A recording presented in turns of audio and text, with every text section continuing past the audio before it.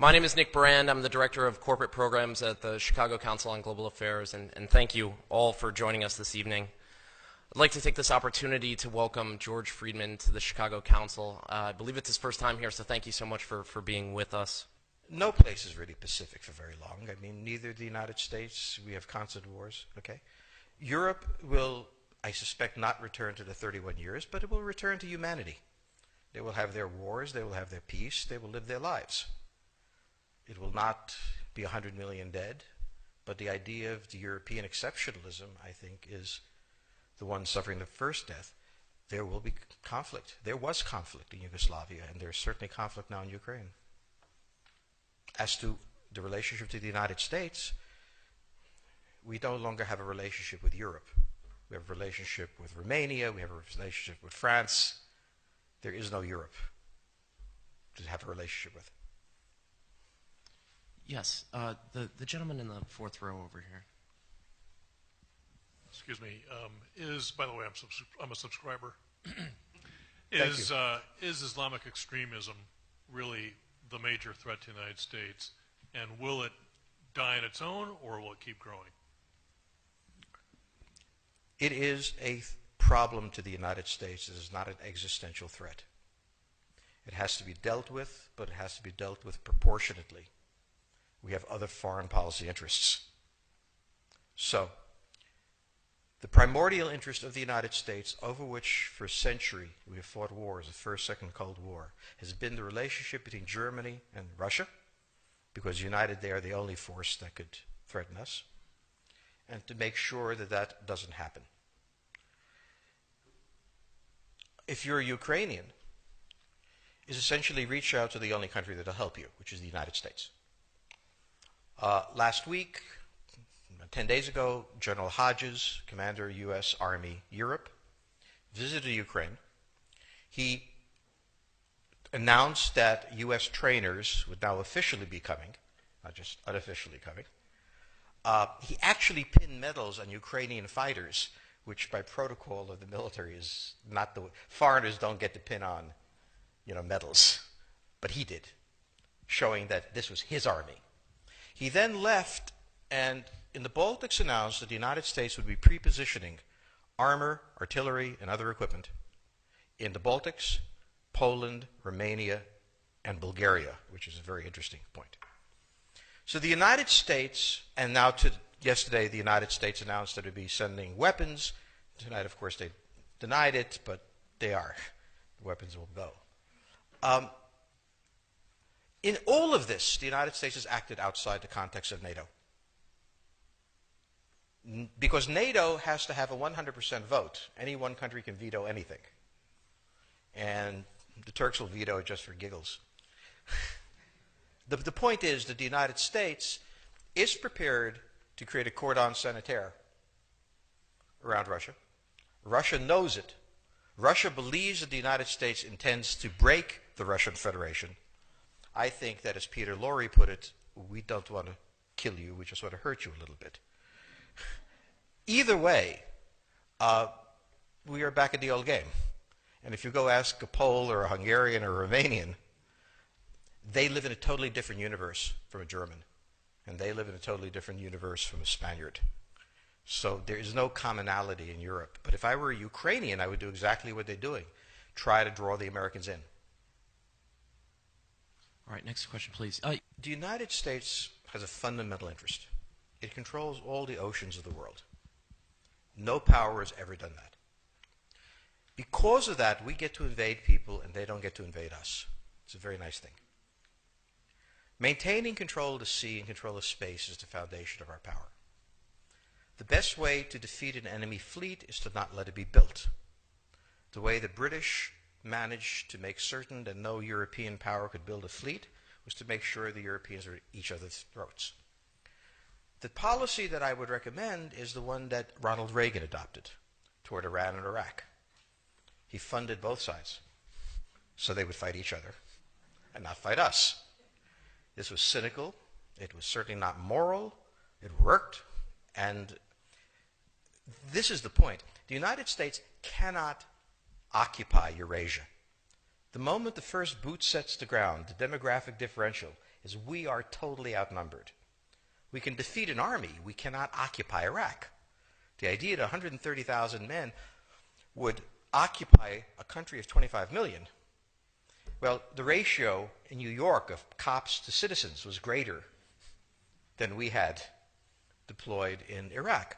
So we don't have the ability to go across, but we do have the ability to, first, support various contending powers so they concentrate in themselves with political support, some economic support, military support, advisors, and in extremis, do what we did in Japan, in Vietnam, in Iraq, and in Afghanistan, spoiling attacks. The spoiling attack is not intended to defeat the enemy. It's intended to throw him off balance. What we did in each of these wars, in Afghanistan, for example, is we threw Al-Qaeda off balance. The problem we have, since we're young and stupid, is that having thrown them off balance, instead of saying, okay, job well done, let's go home, we said, well, that was easy. Why don't we build a democracy here? This was the moment of dementia that came in. The answer, therefore, is the United States cannot constantly be intervening throughout Eurasia. It must be selectively intervening and very rarely. That is the extreme moment. We cannot, as the first step, send American troops. And when we send American troops, we have to clearly understand what the mission is, limit it to that, and not develop all sorts of psychotic fantasies. So hopefully we've learned that this time. It takes a while for kids to learn lessons. But I think you're absolutely right. We cannot, as an empire, do that. Britain didn't occupy India. It took various Indian states and turned them against each other and provided some British officers for an Indian army. The Romans did not send vast armies out there. It placed kings like, various kings it created under the emperor, and those kings were responsible for maintaining the peace. Pontius Pilate was an example. So empires that are directly governed by the empire, like the Nazi Empire, fail. No one has that much power. You have to have a level of cleverness. However, our problem is not yet that. It is actually admitting that we have an empire. So we haven't even gotten to that point where we don't think we can kind of go home and it'll be over and done. And so we're not even ready for chapter 3 of the book. Next question, please. Yes, the gentleman right here in the fourth row.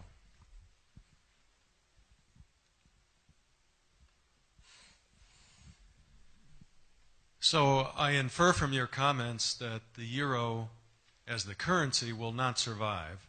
The question on the table for the Russians is, will they retain a buffer zone that's at least neutral? Or will the West penetrate so far in Ukraine that they're 70 miles away from Stalingrad and 300 miles away from Moscow? For Russia, the status of Ukraine is an existential threat. And the Russians cannot let go. For the United States, in the event that Russia holds onto the Ukraine, where will it stop? Therefore, it's not an accident that General Hodges, who's been appointed to be blamed for all of this, is talking about prepositioning troops in Romania, Bulgaria, Poland, and the Baltics. This is the intermarium, from the Black Sea to the Baltic, that Pilsudski dreamt of. This is the solution for the United States.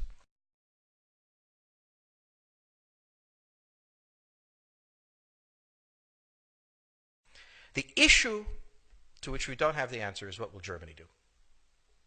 So the real wild card in Europe is that as the United States builds its cordon sanitaire, not in Ukraine but to the west, and the Russians try to figure out how to leverage the Ukrainians out, we don't know the German position. Germany is in a very peculiar position. Its former Chancellor Gerhard Schroeder is on the board of Gazprom. They have a very complex relationship to the Russians. The Germans themselves don't know what to do. They must export. The Russians can't take up the export. On the other hand, if they lose the free trade zone, they need to build something different. For the United States, the primordial fear is Russian capital, Russian technology, German technology and German capital, Russian natural resources, Russian manpower, as the only combination that has for centuries scared the hell out of the United States. So how does this play out? Well, the U.S. has already put its cards on the table. It is the line from the Baltics to the Black Sea.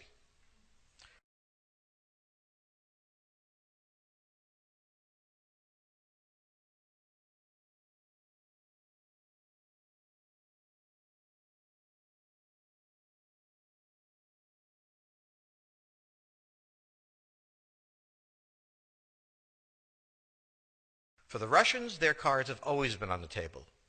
They must have at least a neutral Ukraine, not a pro-Western Ukraine. Belarus is another question. Now, whoever can tell me what the Germans are going to do is going to tell me about the next 20 years of history. But unfortunately, the Germans haven't made up their mind.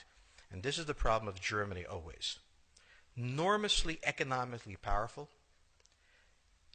geopolitically very fragile, and never quite knowing how to reconcile the two. Ever since 1871, this has been the German question, the question of Europe. Think about the German question, because now it's coming up again. That's the next question that we have to address. And we don't know how to address it. We don't know what they're going to do. And unfortunately, that's all we have time for this evening.